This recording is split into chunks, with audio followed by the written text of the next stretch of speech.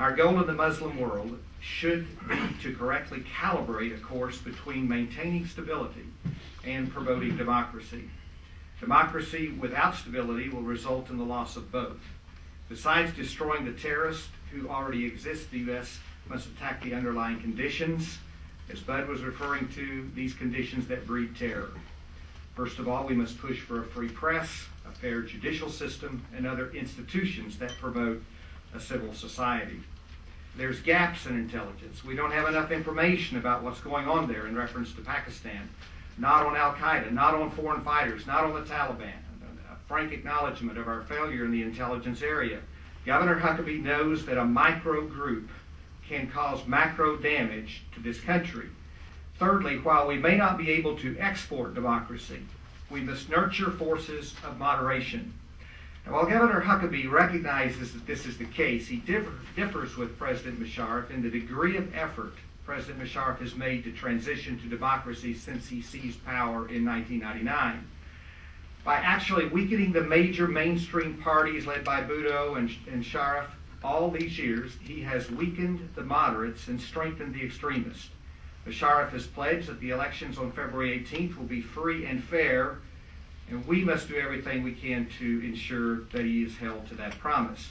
Governor Huckabee believes that history will judge it an error not to have gone after al-Qaeda and its leadership in Pakistan while it was still off balance and on the run, and President Musharraf was firmly in control. Now al-Qaeda is stronger, Musharraf is weaker. A national intelligence estimate last July confirmed what we already knew. Al-Qaeda has successfully regrouped and enjoys a safe haven in the federally administered tribal areas, Fatah, of Pakistan. If al-Qaeda attacks us tomorrow, that attack will likely be postmarked Pakistan. The horror of the Bhutto assassination, it became clear that we didn't have a Pakistan policy, we had a Musharraf policy.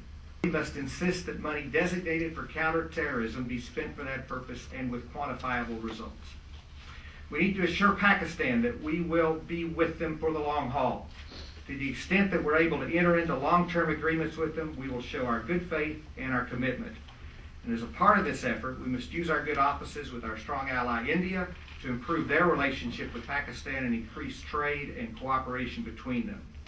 Governor Huckabee believes that the U.S. does not have enough troops in Afghanistan today, and we risk losing our hard-won gains there as foreign fighters pour in and the number of Iraq-style suicide attacks increase.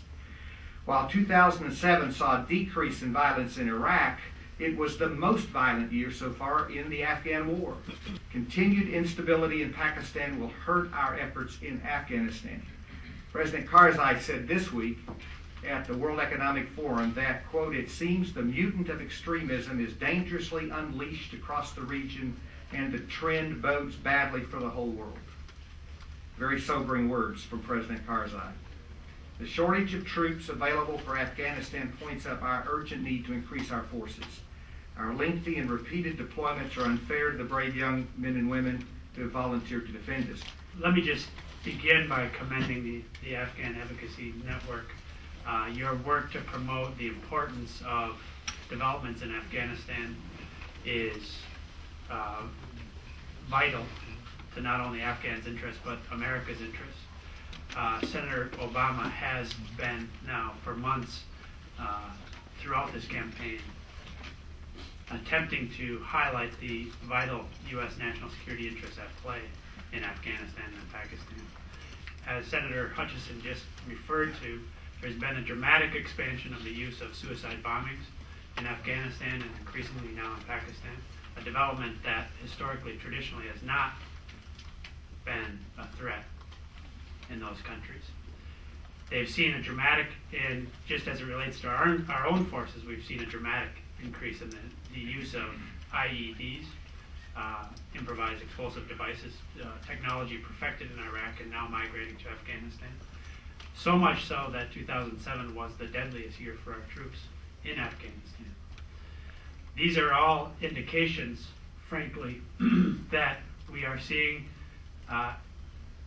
dramatically increased challenges in Afghanistan.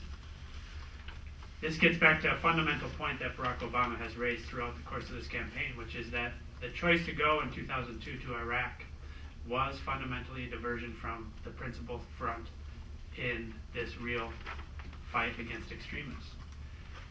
So this all points up to a series of policy choices that Barack Obama has outlined during the course of this campaign, beginning early last year and continuing to this day. The first is that he calls for a dramatic increase in our presence in Afghanistan. He welcomed the announcement of 3,000 additional Marines, but since last summer he's been calling for additional two brigades to Afghanistan. So almost twice as many of the troops that have been outlined. Our willingness to increase our presence on the ground will increase our moral suasion to press our NATO allies to increase their presence and reduce the limitations that they placed on our troops. Mariam, I think, rightly pointed out a great disparity between our investment as it relates to our military operations and our investment as it relates to reconstruction.